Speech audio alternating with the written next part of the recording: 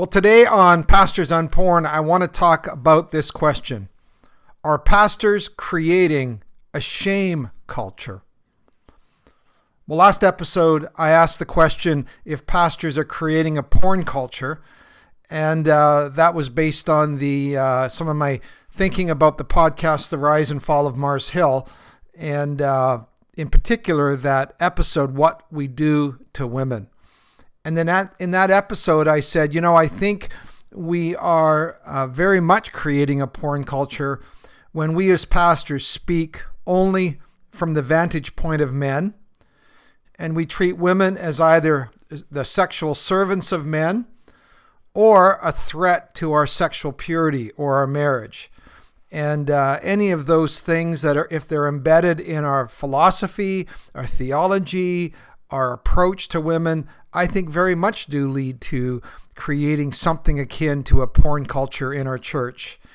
Today I want to ask a related question around our culture, and I want to pose this one. Are we creating a shame culture in our churches? Now, first of all, I know most of us would quickly answer, well, of course not. I don't traffic in shame. But I want to press you a bit farther on this and ask, whether by accident or design, is this the end result of your church's culture?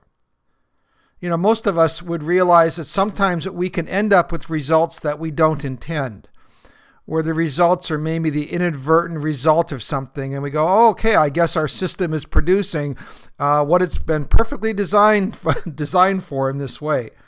So I want to just press you on this and go, I want to look at what we do and say, are we attributing or contributing to a shame culture in our church?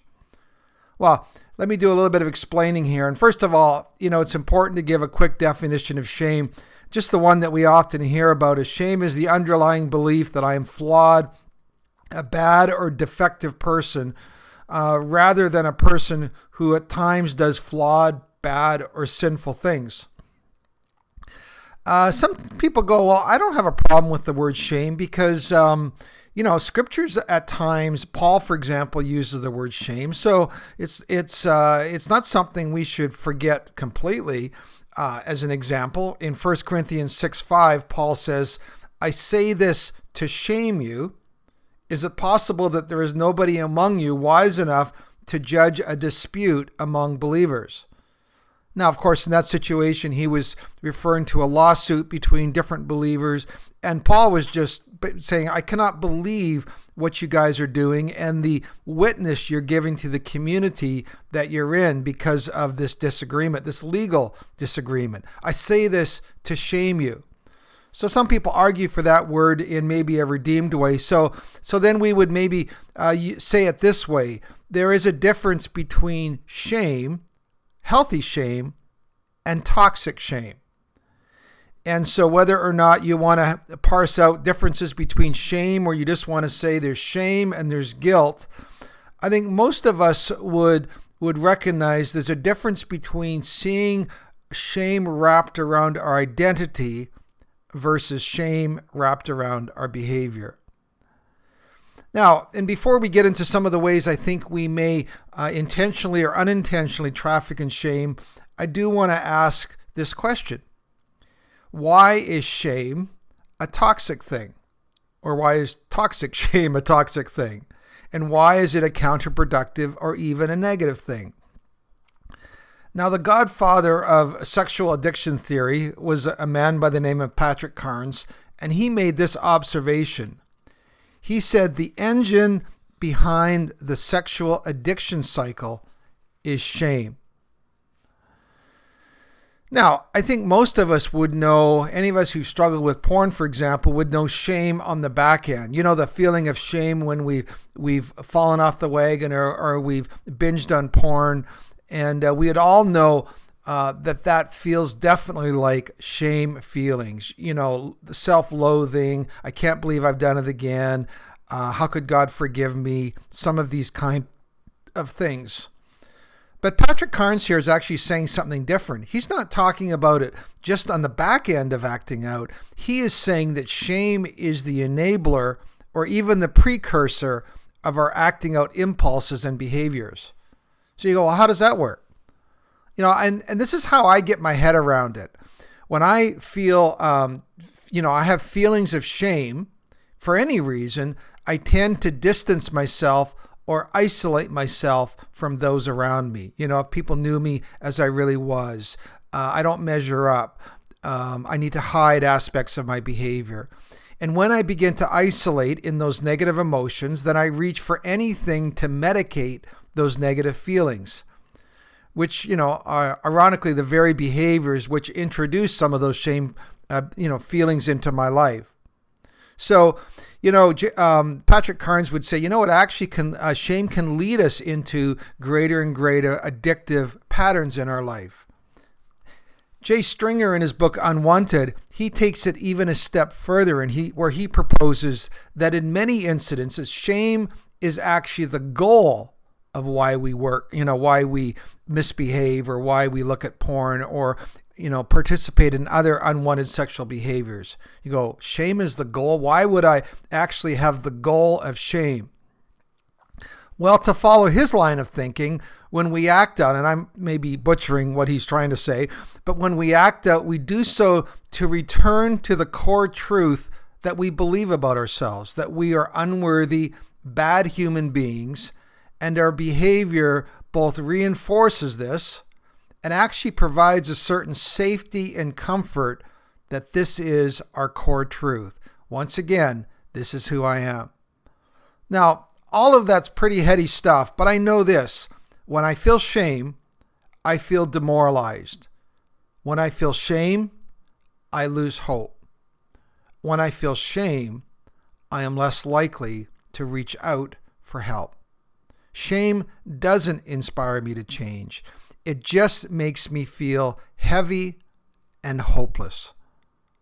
So, having said those things, in what way could we as pastors be trafficking in shame or toxic shame in our church culture? Well, here's one.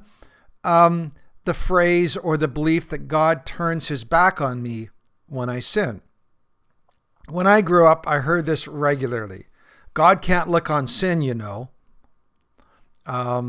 which is why, and the way that kind of got proof text is, that's why Jesus on the cross cried out, my God, why hast thou forsaken me? I just actually don't believe that theology anymore. I think that's just bad theology. A couple years ago, or actually about 6 or 7 now, I read this book that revealed both the error and harm in that theology. The book was called The Good and Beautiful God by James Byron Smith.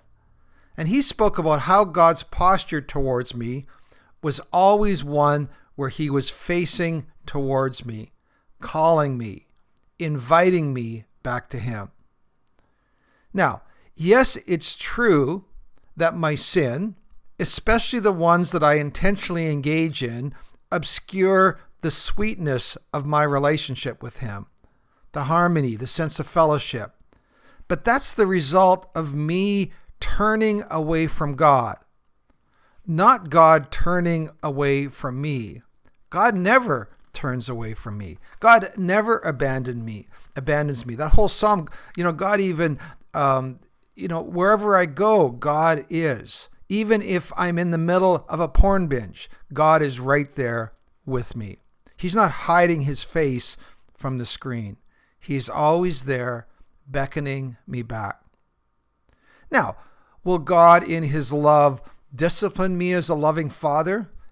Yes, that's what Hebrews, the text is about. But he doesn't do it out of anger or disgust with me or cutting relationship with me in some way to punish me. And I'm finding as I work with guys, especially guys from, I'm just going to say super conservative backgrounds, that there is this underlying view that God,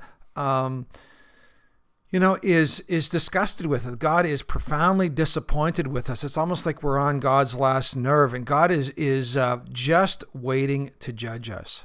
And for me, that traffics in shame, and I don't think that draws anybody back to God. Here's another one. Again, some of these depend on maybe what church theological background you're from, or what camp you're from. But these are just some things that I've experienced. Number 2, perfection is possible, or God works in my life on the basis of my holiness. Now, again, I know there's movements that believe in perfect sanctification, and I'm not here to get into a whole theological treatise of that. But I know even people within those movements have various nuanced ways of working that out in one's behavior. But let me just say this. The clear takeaway that I experienced, and I've certainly been around movements that would be considered a part of the holiness tradition, that the teaching that I always came away with, there is something uniquely wrong with me when I sin, because Jesus has provided every resource to keep me from ever sinning again.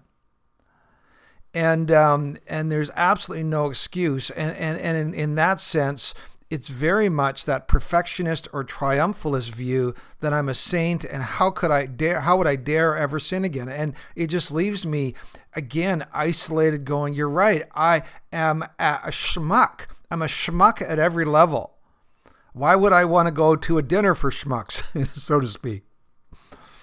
Another maybe offshoot of that thinking is that God rewards or honors my holiness with his presence, or that he does miracles in my life, or he works in my life because of my performance or my perfection. So if I'm not experiencing his presence or his power, it's because of my lack of holiness. Or if the church perhaps is not experiencing God's presence or power like we hope, then the church needs to root out sin or return to holiness. I've found that just leads to a lot of finger pointing and a lot of lists around things that we should or shouldn't do, which from my experience has never led me or a church into freedom. Now, again, I might be mischaracterizing some of that, but that's just the way I've experienced that as a listener. For me, it feels like a spiritual treadmill. I had a story when we first bought a treadmill. I wasn't watching. My son was about 10, and he was down and he put his feet on the side of the treadmill and he turned it all the way up to 10 just to see how fast it would go. And then he thought, this is fun. I should hop on. So he hopped on the treadmill and immediately was thrown backwards and ended up with this big scrape mark down his stomach. And sometimes I think maybe our experience in church might resemble my 10-year-old son in the treadmill. Here's another way that I think we as pastors might contribute to this in the way we design our churches. And here's what where I'm going with this one.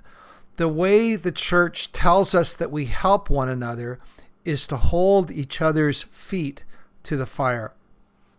Now, you hear that language a lot in men's accountability groups, men's discipleship groups, and again, that's a common phrase that I grew up with.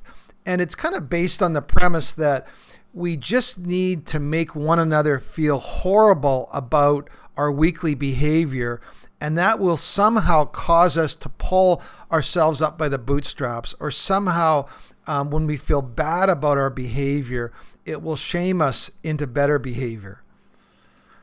Now, let me say this. Having led and coached men's groups in sexual matters for close to 20 years, I've learned this.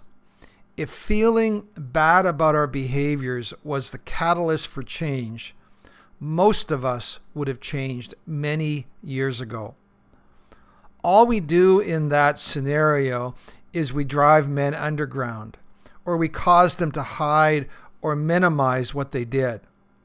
Or what I've found sometimes in those kind of groups is men just don't show up when they've had a bad week. They wait until they've had a couple good weeks and they're feeling victorious so they can come to group and hold everybody else's feet to the fire. So if we as pastors or group leaders are encouraging that kind of posture, then I think we're contributing to the shame culture. You don't get rid of shame by having more piled on you. You come to a group to find hope and courage. In my experience, that's the kind of group that leads people. So if our small group structure is based on that kind of principle, then I think we're contributing to further shame in our church. Here's the next one. There's a hierarchy of sins, and we discipline only the ones at the top of the list. For example, pastors love to quote the following verse: "Flee from sexual immorality. All other sins a person commits are outside the body, but whoever sins sexually sins against their own body." Now, some people have tried to use that in a church setting, and I don't know. For me, the verse says exactly what it says. It doesn't say that sins are somehow more abhorrent to God. It just says that some, sexual sins come with more immediate ramifications. Pastors almost always seem to get disciplined for sexual malfeasance. When is the last time a pastor got disciplined for gluttony, or excessive ambition, or pride, or anger? Right? No, those don't qualify as worthy of discipline. I'm going to leave the whole subject of disciplining church leaders. I want to do a whole podcast at some of the things I've experienced in working with and talking with pastors. But sometimes we've all heard or seen or maybe even participated that kind of preaching where we're kind of almost trying to exorcise our own demons. So a pastor that's always going on about sexual sins, it makes me wonder what's going on in that pastor's hidden life that he's somehow trying to get this sliver out of his system. So if it's true that 50% of pastors struggle at some level with porn, for example, then it stands to reason that some pastors end up even being more strident around sexual things as some sort of biblical preaching therapy. There's that old phrase, he doth protest too loudly. Well, I guess here you could say he doth preach too loudly. Here's another example of our preaching that I think can add to this whole area of biblical shame. It's when we as pastors do share our sins and struggles in one of two ways. First of all, we only share our struggles in the past tense. Where we talk about how we used to be this way, or we only have people who share their story, but they're before and after stories. And the message that people sitting in our services hear is this: if I'm a good Christian, I should be over this. There must be something deeply flawed or wrong about me that I'm still struggling with this area. Here's another great pastoral trick. I call it pseudo-vulnerability. This is where we talk about our struggles in safe ways. We talk about we got angry because somebody cut us off on the freeway, and everyone laughs as they listen to us. And maybe we got angry with one of our kids, and then all the parents go, yeah, I've been angry too. And it's this pseudo-intimacy that gives the impression to people, oh yeah, I love my pastor. He's so real. He's so vulnerable. But all the time we're using that to deflect or hide from the deeper struggles in our lives. You're not really being vulnerable until you open yourself up to risk with what you share. I don't think telling somebody you got angry on the freeway opens you up to any sort of risk. Now, some of you might say, yeah, but you don't understand. If I shared, for example, my struggles with online porn, I might lose my job. I mean, there would be real ramifications to pay for that. And some of the stats, unfortunately, say you might have a point there. But here's the question, and I want to end on this challenge. I want to ask you, as a spiritual leader, knowing that perhaps 2/3 or more of the men in your church are struggling with pornography, and you as a pastor are also struggling, they're locked in a secret battle, but you are unwilling to have the courage to share your story, and in sharing your story, you can lead them to freedom, and you're hiding that. You are doing a disservice to all of those men in your church. I sometimes say, when I come into churches sometimes, it's almost like I can hear the chains clanking as men walk in. It's almost like men on a prison assembly line are out working with leg chains and that kind of thing. It takes and it will take courage to break the shame culture in your church. And if we're not going to lead, who is? I'll give you a pseudo vulnerability example from my own life. So I, for example, got the vaccination. I don't know, this is going back a few months. And I put a picture of me getting the vaccination up on I was preaching that Sunday morning, and I put a picture up of me getting the shot in the arm, and lo and behold, I got some feedback. A lot of people loved it, but there were people that were really ticked off with me. You're getting political, or you know what, it rubbed them the wrong way that I would use my influence to make a statement about vaccinations. And in a small way, it took a little bit of courage. I had a few people that were not happy with me. And there's so many situations right now where pastors, it requires courage. It requires courage. We live in such fractious times as pastors.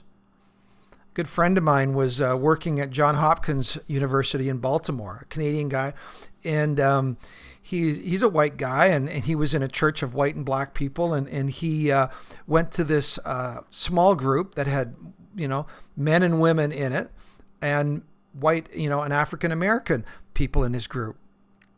And I think he said a few times or a couple times, one of the guys they met in this white neighborhood, this nice white neighborhood, and a few times one of their African American buddies in their home group showed up late.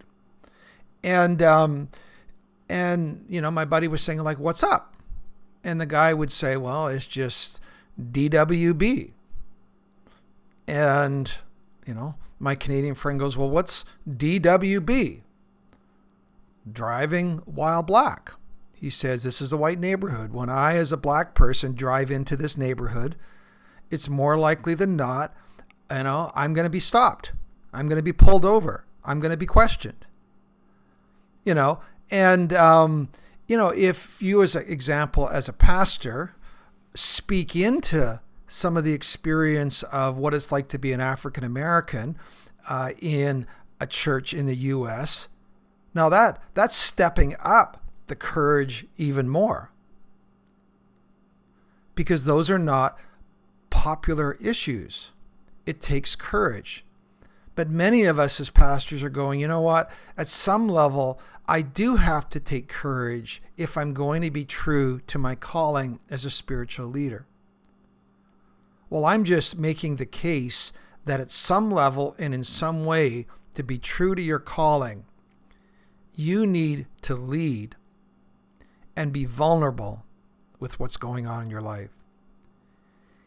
And if, for whatever reason, you're unwilling to do that, then, I know this is heavy, you are contributing to the shame culture in your church. Because by your silence, you are giving the appearance that we really spiritual people don't struggle with the same things that you do. So, I don't want to leave it on too heavy of a note, but anyways, I think that's some stuff to think about. Well, next time I do want to get to this topic about disciplining church leaders, and I have some thoughts around that. But till next time, let me just say, if you want to connect with me, I love to connect with people. I had a pastor email me this morning, hey, I'm struggling with porn. I'd like to get into a group. What do you have for pastors, in a safe way kind of thing? I'd love to hear from you. My email is bandofbrothers.care @gmail.com. And if you go on the website is just bandofbrothers.care. The extension is .care, and you'll get a little more information about me. Love to connect with you. Love to be a part of helping you in your struggles. And I think that's one of the reasons why God has allowed me to go through some of this stuff, just to say there's hope and healing for you, and courage as well. So God bless you. We'll see you next time.